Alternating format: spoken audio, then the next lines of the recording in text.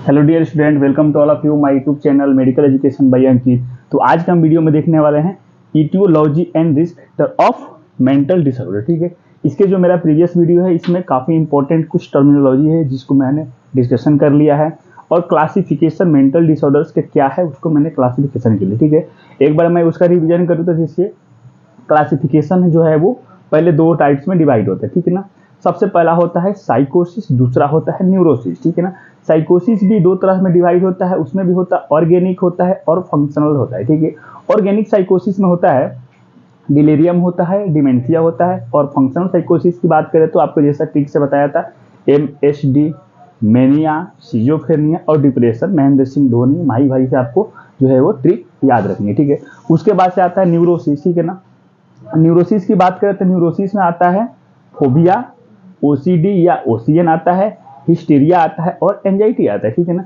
यह कुछ major classification है। इसके अदर्स में हम बात करें तो आता है जैसे कि सेक्सुअल डिसऑर्डर आ गया, बिहेवियरल डिसऑर्डर आ गया, इस टाइप के आते हैं। ठीक है, तो आप अगर कभी भी मेंटल डिसऑर्डर पढ़ने की कोशिश करें तो उसका एक बार क्लासिफिकेशन आप जरूर पढ़ें, ताकि कौन से क्लास के अंदर कौन से डिजीज आता है। ठीक है ना, ऑर्गेनिक के अंदर क्या आता है, न्यूरोसिस के अंदर क्या आता है, साइकोसिस का अंदर क्या होता है, इसको आपको क्लियर करना बहुत जरूरी है। नहीं तो बहुत सारा इसमें मेंटल डिसऑर्डर में कंफ्यूजन होता है कि ये डिजीज साइकोसिस है, न्यूरोसिस है, ऐसा करके। ठीक है ना, और रही बात उसकी साइकोसिस और न्यूरोसिस की डिफ्रेंशिएट करने की बात ना, तो एक वीडियो मेरा लेक्चर नेक्स्ट वाला वीडियो जो होगा उसमें मैं डिस्कशन करेंगे।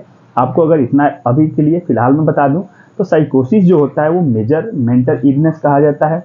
क्यों कहा जाता है? क्योंकि इसमें हॉस्पिटलाइजेशन की जरूरत पड़ती है। ठीक है, और न्यूरोसिस को बोले तो न्यूरोसिस में बोला जाता है माइनर मेंटल इलनेस। ठीक है, अगर किसी पेशेंट को न्यूरोसिस है, जैसा कि फोबिया हो गया, एंजाइटी हो गया, OCD हो गया, हिस्टीरिया हो गया, ठीक है, ऐसा कुछ डिसऑर्डर है तो वो अपने घर पे भी अपना ट्रीटमेंट ले सकता है। ठीक है, यह मेजर टर्म में देखा गया है। ठीक है, तो आज के वीडियो है जो मेंटल डिसऑर्डर्स का, इसका हम इटियोलॉजी और रिस्क फैक्टर देखने वाले हैं। ठीक है ना, सबसे बात करें तो एग्जैक्ट कॉज इज अननोन। ठीक है ना, ये इडियोपैथिक होता है, इसका एग्जैक्ट कॉज मेंटल डिसऑर्डर का अभी तक पता ही नहीं चला है कि एग्जैक्ट कॉज क्या है। ठीक है, लेकिन कुछ इसका रिस्क फैक्टर है जो उसमें क्या करता है कि उसमें मेंटल डिसऑर्डर होने के लिए कुछ कॉज बन जाता है आगे चल के। ठीक है ना, वो क्या है, एक तरह का रिस्क फैक्टर हम मान के चलते। ठीक है ना, तो सबसे पहला हम रिस्क फैक्टर की बात करें तो बायोलॉजिकल मान के हम चले। ठीक है ना, बायोलॉजिकल मतलब कि अपने जो एनाटॉमी और फिजियोलॉजी से अपने बॉडी से रिगार्डिंग है। ठीक है, इसमें सबसे पहला इम्बैलेंस न्यूरोट्रांसमीटर। ठीक है ना, न्यूरोट्रांसमीटर का मतलब क्या हुआ है, देखिए यहाँ पे न्यूरोट्रांसमीटर, न्यूरो किस चीज के लिए, अपना बॉडी हो जाता है अपने ब्रेन के लिए। ठीक है ना, न्यूरॉन्स को, एक न्यूरॉन से दूसरे न्यूरॉन्स को मैसेज भेजने के लिए या इंफॉर्मेशन भेजने के लिए या सिग्नल भेजने के लिए न्यूरोट्रांसमीटर एक तरह का केमिकल होता है। ठीक है, जिसको बोलते हैं न्यूरोट्रांसमीटर। ठीक है ना, वो न्यूरोट्रांसमीटर अपना फर्दर इंफॉर्मेशन भेजता है और सेल्स के पास, न्यूरॉन्स के पास क्या होता है कि इंफॉर्मेशन जाता है और वो पूरा अपना बॉडी पे कमांड बना के रखता है। ठीक है ना, कंट्रोल बना के रखता है, कोऑर्डिनेशन बना के रखता है, जैसे कि आप अभी कंसंट्रेशन बना रहे हैं उसमें भी न्यूरोकेमिकल बोले थे, न्यूरोट्रांसमीटर्स का काम है। ठीक है ना, इस न्यूरोट्रांसमीटर्स में आपको जब हम आगे पढ़ेंगे तो कभी कभी आपको डिजीज देखने को मिलेगा जिसमें किसी न्यूरोट्रांसमीटर का बढ़ने के चलते हो रहा है तो कभी किसी का कम होने के चलते बढ़ रहा है।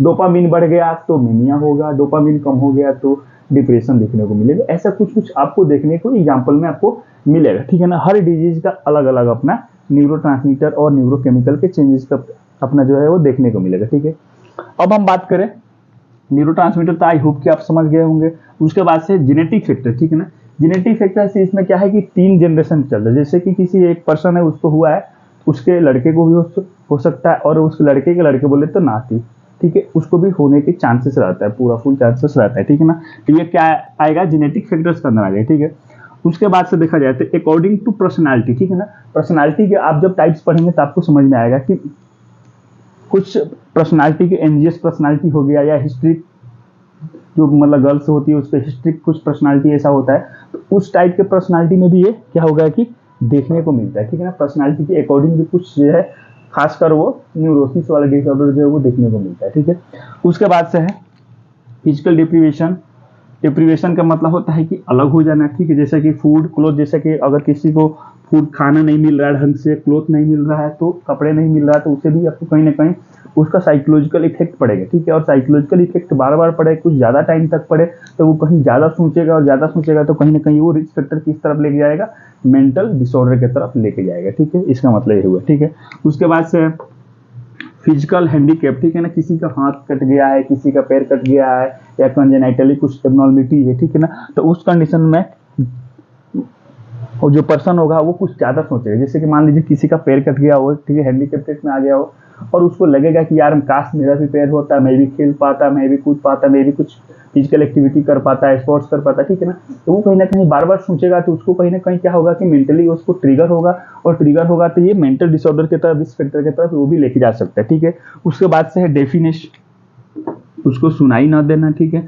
सुनाई ना देना, जैसे कि बार बार अगर उसको कुछ सुन नहीं पा रहा तो उसको क्या होगा, इरिटेशन होगा, और उसको कहीं ना कहीं थॉट्स में होगा वो बदलाव आएगा कि हम काश सुन पाते दुनिया की बातें, लोगों की बातें, काश हम सुन पाते, तो कहीं ना कहीं वो भी जो है वो लेके जाएगा, ठीक है। वैसा ही है ब्लाइंडनेस, है ब्लाइंडनेस जिसको मतलब कि उसको दिखाई नहीं देगा। अब आप सोचिए कि उसको दुनिया में तो वो आ गया है, लेकिन उसको कुछ दिखाई ही नहीं पड़ रहा है, ठीक है। तो वो भी सोचेगा तो क्या होगा कि उसको भी मेंटल डिसऑर्डर की तरफ वो रिस्क फैक्टर बन सकता है, ठीक है। उसके बाद से सोचते हैं साइको सोशियल फैक्टर, ठीक है। साइको सोशियल फैक्टर में क्या आएगा कि मेटरनल डिप्रिएशन, ठीक है ना, किसी भी कारणवश किसी बच्चे का जो है वो माता से उसका दूर हो गई, ठीक है, क्या हो गया, अपने मम्मी से दूर चला गया, किसी भी कारण, हो सकता है कि मदर का डेथ हो गया हो या डाइवोर्स हो गया, ठीक है।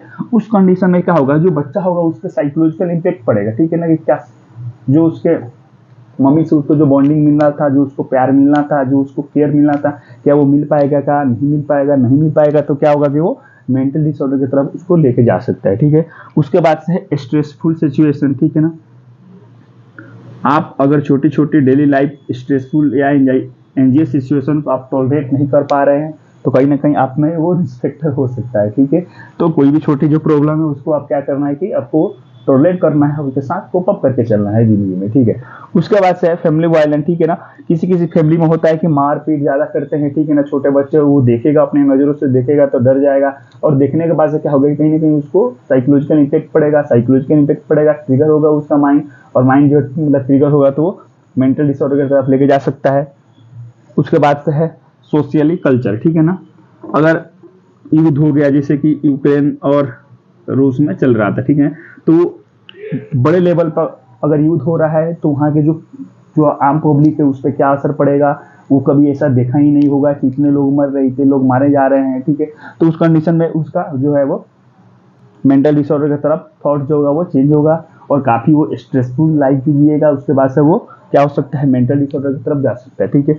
उसके बाद से है सोशली चेंज एंड टेक्नोलॉजी, ठीक है ना। देखिए कहीं ना कहीं आजकल जो टेक्नोलॉजी है काफ़ी एडवांस है, और ये मतलब जो अपना ज़िंदगी है उसको काफ़ी ईजी वे में बना दिया, ठीक है। आजकल आपको है कैश पैसा लेके नहीं जाते, लेकिन आप फोन पे कर सकते हैं, ठीक है, ठीक है। लेकिन ये कहीं ना कहीं जो टेक्नोलॉजी हमारे माइंड पे है जो है वो कहीं ना कहीं गलत इफेक्ट पड़ रहा है। जैसे कि आप फॉर एग्जाम्पल की आपने न्यूज़ में या वायरल वीडियोज में बहुत तरह से देखा भी होगा कि कोई लड़का है जो पबजी खेलते खेलते खेलते खेलते वो फोन हाथ में नहीं है, लेकिन ऐसे ऐसे कर रहा है, वो ऐसे ऐसे वो खेल रहा है, ठीक है ना। तो वो क्या है, एक तरह का वो टेक्नोलॉजी है। टेक्नोलॉजी का कभी भी गुड, अगर अच्छा से आप गुड वे में आप यूज करते हैं तो उसको अच्छा रिजल्ट मिलेगा। फोन है तो आप फोन से पढ़ सकते हैं, फोन से बातें कर सकते हैं, गूगल पे कुछ भी आप चेक कर सकते हैं रिलेटिव टू स्टडी। लेकिन आप अगर पबजी खेलने लगे, कोई गेम खेलने लगे, तो आपको जो है वो कहीं ना कहीं साइकोलॉजिकल इम्पैक्ट पड़ेगा, आपके माइंड पे वो गलत असर डालेगा। जैसे कि आपने देखा होगा कि पबजी वाले जो छोटे छोटे बच्चे बहुत सारे हैं ऐसे कि पबजी खेलते खेलते जो उनका है जो वो दिमाग जो है वो सक जाता है, ठीक है। तो उसका मतलब ये हुआ। उसके बाद से अनएम्प्लॉयमेंट भी बहुत इंपॉर्टेंट पॉइंट है, ठीक है ना। नौकरी की तैयारी करते करते नौकरी भी नहीं हुई, गवर्नमेंट भी जॉब नहीं हुई, और प्राइवेट भी जॉब कहीं नहीं मिल रही, ठीक है। उस कंडीशन में क्या होगा कि वो स्ट्रेसफुल जिंदगी जिएगा, और स्ट्रेसफुल में जिंदगी जिएगा तो वो उसको क्या ना कहीं ना माइंड पे ज़्यादा लोड लगेगा, ठीक है ना। और ज़्यादा जब लोड होगा तब उसको क्या हो सकता है कि मेंटल डिसऑर्डर हो सकता है, ठीक है। उसके बाद से है अदर्स में देखते हैं लॉस ऑफ लव, ठीक है ना, किसी की प्रेमिका खो गई या उसकी शादी हो गई, ठीक है, किसी कारणवश खो गया, अलग हो गया, ठीक है। तो क्या होगा कि वो टेंशन में आएगा, डिप्रेशन में आएगा वो, और उसमें भी उसको साइकोलॉजिकल इफेक्ट हो जाता है। ये ऐसा खासकर एडल्ट एज में देखा गया है, और पेशेंट देखने को भी मिलते हैं हॉस्पिटल में, साइकेट्रिक हॉस्पिटल में, ठीक है। उसके बाद से अनमैरिड बेचारी की क्या हो रही है कि शादी हो ही नहीं रही है, ठीक है, उम्र चला जा रहा है, उम्र जैसे कि यहाँ पे अनएम्प्लॉयमेंट है, नौकरी उसको है ही नहीं, तो उसको क्या होगा कि शादी होने में दिक्कत आएगी, ठीक है, और शादी नहीं हो रही है तो उसको भी साइकोलॉजिकल इम्पैक्ट पड़ेगा कि काश मेरा भी शादी होता है, मैं भी इंजॉय करता, मैं भी अपने फैमिली को आगे बढ़ाता, ठीक है, तो उसमें भी हो सकता है, ठीक है। उसके बाद से ब्रोकन फैमिली और डाइवोर्स, ठीक है, जैसे कि किसी बच्चे का मतलब कि उसके मम्मी पापा का डाइवोर्स हो गया, पापा अलग हो गए, मम्मी अलग हो सकता है बच्चा जो मम्मी के साथ रह रहा उसके पापा की याद आएगी, या पापा के साथ में रह रहा हो तो उसकी मम्मी की याद आएगी, कहीं ना कहीं उसको भी एक तरह का साइकोलॉजिकल रिस्क फैक्टर बना रहता है, ठीक है।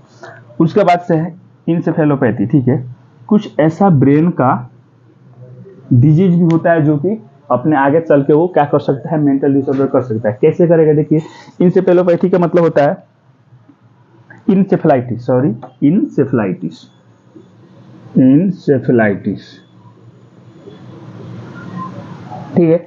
इंसेफेलाइटिस में क्या होता है कि ब्रेन में इन्फेक्शन और इन्फ्लामेशन हो जाता है, ठीक है, और ब्रेन में जब जब इन्फेक्शन होगा तो मान के आप चलिए कि न्यूरॉन्स जो है वो क्या होंगे, डिस्ट्रक्शन होंगे, न्यूरॉन्स क्या होंगे कि टूटने लगेंगे या डैमेज होंगे, ठीक है, और न्यूरॉन्स अगर डैमेज होंगे तो क्या होगा कि न्यूरोट्रांसमीटर जो है होगा वो इम्बैलेंस होगा, अच्छे से काम नहीं करेगा, इम्बैलेंस होगा तो, और अच्छे से जब काम नहीं करेगा, नॉर्मल में अपना काम नहीं करेगा तो वो मेंटल डिसऑर्डर की तरफ लेके जा सकता है। जैसे कि आपको दूसरा एग्जांपल दूं तो मेनिंजाइटिस भी है, मेनिंजाइटिस भी अगर क्रोनिक मेनिंजाइटिस की तरफ लेके जा रहा है तो कहीं ना कहीं जो वो न्यूरॉन्स को डिस्ट्रक्शन करेगा, और ब्रेन का कोई भी इन्फेक्शन न्यूरॉन्स को डिसऑर्डर, न्यूरॉन्स को डिस्ट्रक्शन कर रहा हो, डैमेज कर रहा हो, तो कहीं ना कहीं वो आगे चल के वो लीड कर सकता है मेंटल डिसऑर्डर की तरफ, वो लीड कर सकता है, ठीक है ना। तो यह जो है आज के वीडियो में हम क्या देखे हैं, इटियोलॉजी या रिस्क फैक्टर जो भी है, ठीक है, हर एक डिजीज का पार्टिकुलर रिस्क फैक्टर या इटियोलॉजिकल फैक्टर उसमें होगा, ठीक है। ये जनरल मेंटल डिसऑर्डर को पूरा होल ओवर का हम देखे हुए हैं, एक एक करके फिर आगे के वीडियो हम देखेंगे लेक्चर के साथ में उसको। तो वीडियो कैसा लगा, अच्छा लगा तो जरूर आप शेयर करें और चैनल को सब्सक्राइब करें और जो है वो शेयर भी करें वीडियो को। फिर मिलते हैं नेक्स्ट वीडियो में, तो आज के लिए इतना ही, धन्यवाद।